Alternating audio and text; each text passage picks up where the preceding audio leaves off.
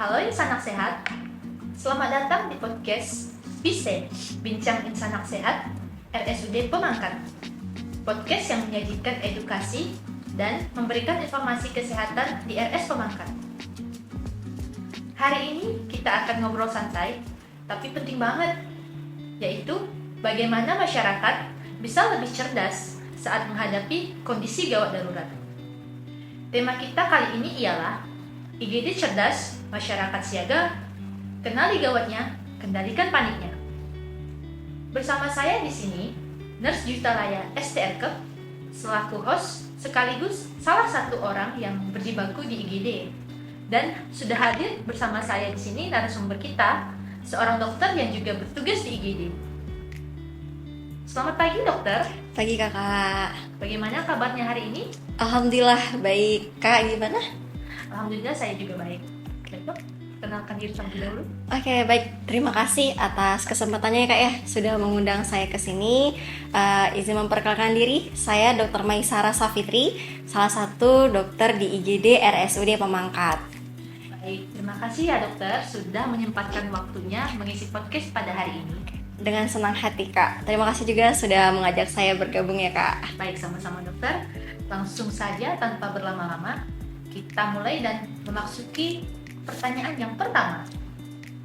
Nah, dokter, biasanya nih kita masih bingung. Apa sih yang dimaksud dengan kegawat daruratan itu?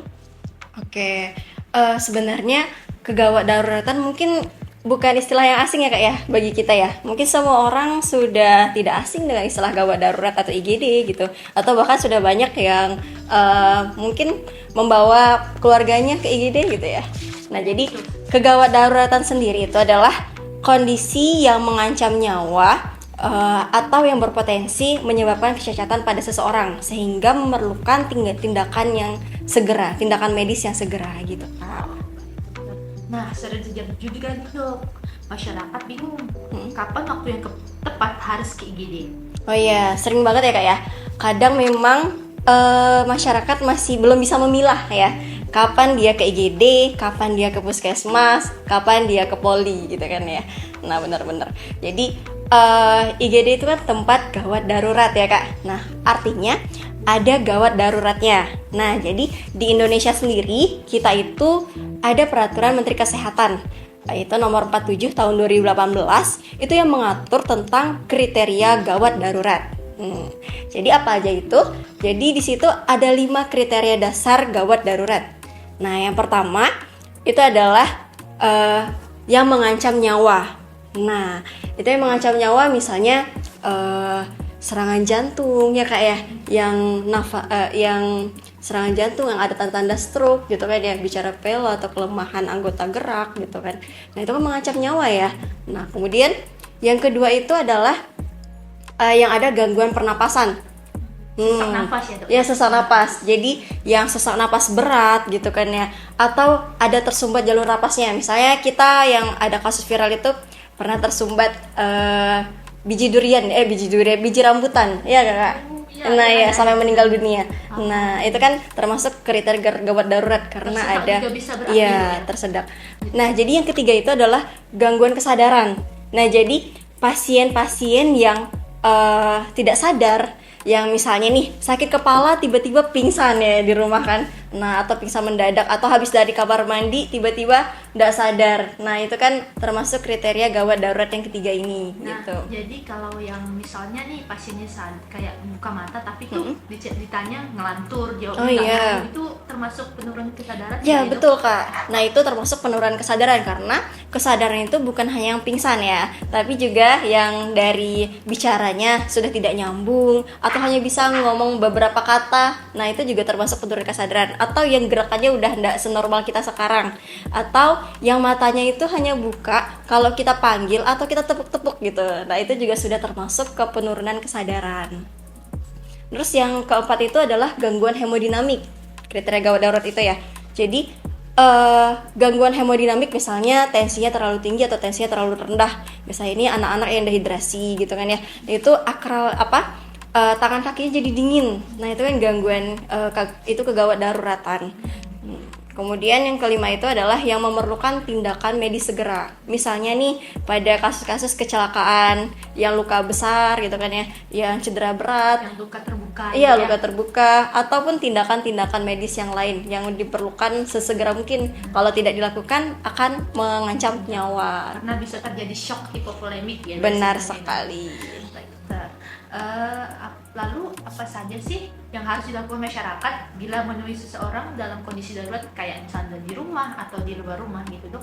Oh iya, jadi kalau kita ketemu sama pasien atau keluarga kita atau orang di sekitar kita yang ada kriteria gawat darurat gitu ya kak ya.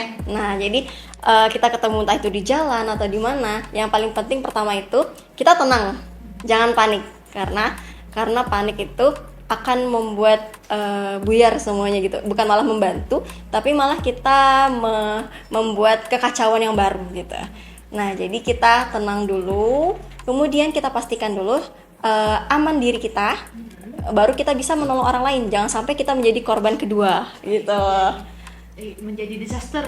Iya benar sekali. Jadi kita harus 3A aman dulu diri. ya, Dok, ya? Iya benar 3A. Betul sekali. Jadi aman diri, Aman aman lingkungan, dan aman lingkungan. pasiennya. Jadi kalau pasiennya misalnya di tengah jalan nih, ya kita tepikan dulu di samping gitu kan ya, biar nggak makin bahaya. Jadi menghilangkan bahayanya dulu. Terus yang ketiga itu kalau kita sedang menolong di pasien kecelakaan misalnya, ya kita panggil bantuan. Misalnya kita memberhentikan orang, atau kalau kita bawa HP kita telepon rumah sakit terdekat kayak gitu.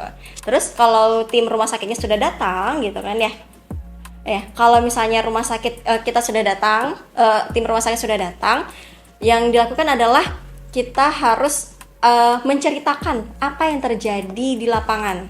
Jadi kalau misalnya kita tidak menceritakan, itu akan mempersulit dari penanganan selanjutnya, atau bahkan memperlama atau mengulangi gitu. Jadi menghabiskan waktu ya. Iya Dok, ya? betul sekali kak. Baiklah, tadi kita juga membahas kendalikan panik nih dok. Iya. Jadi kenapa sih kepanikan tuh dapat berbahaya? Oke. Nah, itu tadi ya Kak ya, karena kepanikan itu akan membuat masalah baru gitu. Nah, jadi bukan menyelesaikan masalah kita saat ini. Misalnya kita datang ke IGD panik ya, tapi itu bukan membantu untuk menyembuhkan pasiennya gitu, tapi malah membuat masalah yang baru.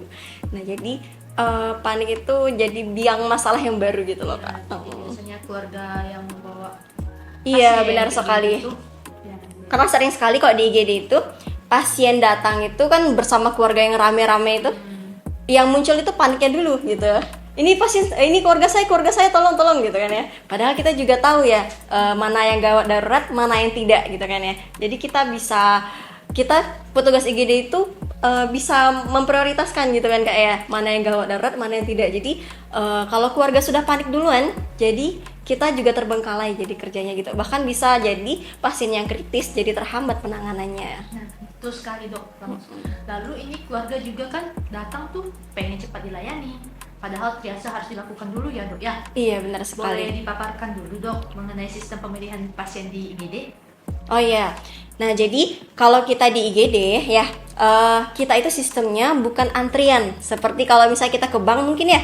Kalau kita ke bank kan antriannya tuh 1, 2, 3 gitu ya. Jadi kita bakal protes kalau kita disabot gitu antriannya. Salib. Iya. Tapi kalau di IGD, meskipun ada yang datangnya belakangan, tapi dia itu gawat darurat gitu, ya kita bakal nanganin yang belakangan ini dulu gitu. Nggak bakal kita sistemnya itu adalah pakai prioritas atau pakai sistem triase gitu Kak. Jadi kita mendahulukan yang gawat darurat, baru yang selanjutnya gitu. Nah, tadi membahas triase, bagaimana sih triase itu terbagi dokter? Boleh dokter jelaskan? Oke. Nah jadi Kak, kalau di IGD itu kan triase itu untuk memprioritaskan pasien ya Kak ya. Jadi untuk menentukan mana sih pasien yang mau kita tanganin duluan gitu.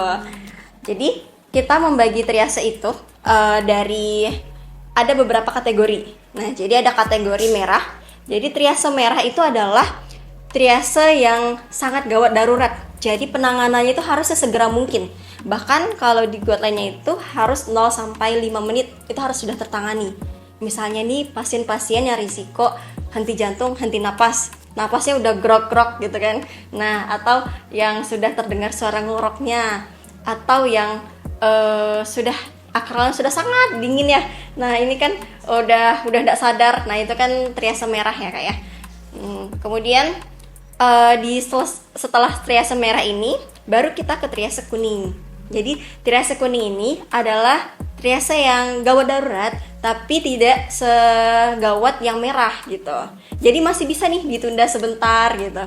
Misalnya pasien yang dibandingkan pasien yang henti napas, ada pasien yang datang nih dengan bengkak di seluruh tubuh gitu misalnya ya. Kayak diabetes gitu Iya, ya. atau ada sakit lainnya gitu kan. Nah itu kan memang butuh penanganan segera ya. Kemudian setelah kuning ini ada pasien hijau, triase hijau. Nah triase hijau ini bukan berarti kita mengabaikan ya, tapi adalah pasien-pasien yang datang dengan keluhan ringan. Nah misalnya pengen ronsen gitu kan ya, habis jatuh gitu. Nah, kita bandingkan sama pasien yang mau henti napas, henti jantung ya tentu ya kita akan mendahulukan pasien-pasien yang merah dan kuning dulu, baru yang ke hijau ini gitu.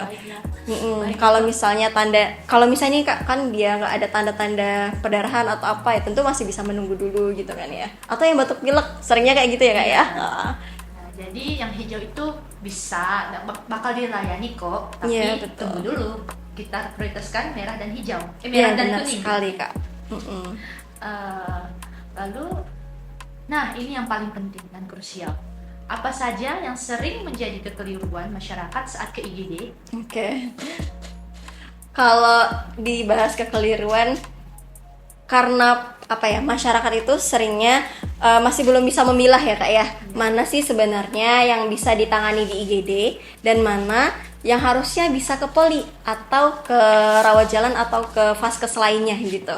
Nah jadi yang pertama itu adalah keluhan ringan.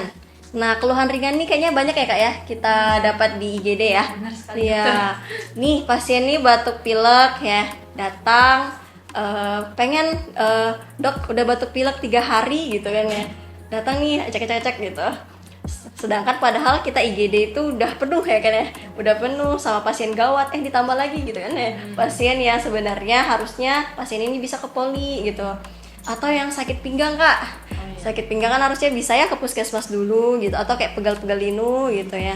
Atau nih biasanya tuh pasien-pasien yang di poli itu dia udah udah penuh antriannya gitu. Nah, jadi minta obat di IGD gitu kan ya. Nah, itu sebenarnya menghambat pelayanan ya Kak ya. Harusnya kasus-kasus poli ringan seperti itu bisa ke IGD. Bisa ke poli ya Kak ya, bukan ke IGD. Nah, terus yang kedua ya Kak ya, selain keluhan-keluhan ringan itu biasanya pasien itu atau keluarga datang berkerumun. Terus datang bawa satu pasien itu panik, terus berkerumun. Akhirnya kita kan ruangan IGD itu terbatas ya, bukan seluas aula gitu. Nah jadi terbatas tempatnya gitu kan ya. Terus udaranya juga jadi pengap gitu kan. Belum lagi suaranya yang panik itu kan ya, mengalahkan suara yang benar-benar kesakitan gitu. Nah jadi panik itu sih yang bikin masalah Kak di IGD juga kadang gitu. Dan juga dokter membuat IGD itu jadi tidak kondusif. Iya benar sekali. Dan dikhawatirkan akan mengganggu pasien lain serta keluarga pasien yang berjaga. Oke, benar sekali Kak. Terus yang ketiga itu keluarganya itu biasanya nggak bawa identitas apa-apa gitu. Jadi bawa pasien tapi nggak bawa apa-apa gitu. Nggak ada bawa KTP, nggak ada bawa KK, atau mungkin ya sekarang kan udah bisa digital ya, mungkin ada gitu kan KTP digitalnya ataupun BPJS di JKN gitu. Ini juga nggak ada Kak gitu. Jadi itu sangat menghambat pelayanan kita ya Kak ya. Iya, benar sekali ya. Terlihat sepele memang. Iya. Tapi dapat menghambat jalannya pelayanan. Karena tuh sekarang di RS sudah kita terapkan rekam medis elektronik. Iya benar sekali. Yang mana semua pemeriksaan seperti lab, ronsen, dan lain sebagainya tuh diinput lewat komputer, termasuk juga obat-obatannya dok. Iya benar sekali. Jadi kalau kita belum ada status daftarnya, kita itu belum bisa melanjutkan pelayanan ya Kak ya. Jadi itu sih menghambat juga. Terus selain identitas itu, biasanya keluarganya tuh datang nggak tahu cerita pasiennya Kak. Jadi misalnya nih pasiennya terjatuh gitu kan ya, terjatuh tiba-tiba jatuh dari kamar mandi katanya gitu. Kita tanya nih, sebelumnya ada darah tinggi nggak bu? Nggak tahu saya kan gitu. Lah kan ya, yang bawa tuh keluarganya gitu kan ya. Kita nanya mau tanya sama siapa lagi gitu kan. Pasiennya nggak sadar gitu. Nah misalnya kan jadi kita butuh kan ya, butuh data. Misalnya dia tuh udah pernah minum obat apa aja. Jadi atau sebelum kesini tuh udah minum obat apa aja tuh kadang nggak dibawa kak. Mungkin dianggap nggak penting ya. Nah jadi itu sebenarnya harus diperhatikan gitu. Ya teman-teman, jadi kalau seperti itu kadang membuat kami sebagai petugas IGD, baik dokter maupun perawatnya tuh keliru. Jadi takutnya beresiko dalam pemberian obat-obatan terapi dan berpengaruh pada kesehatan pasien. Apalagi Betul kalau sekali. pasien tersebut kan ada riwayat penyakit menahun atau riwayat penyakit bawaan. Dok ya. Ya benar sekali kak. Nah, baiklah dokter, sebelum menutup bincang-bincang kita pada pagi ini, adakah pesan yang ingin dokter sampaikan ke masyarakat agar semakin siaga dan cerdas dalam menghadapi keadaan darurat? Oke. Mungkin pesan saya ya.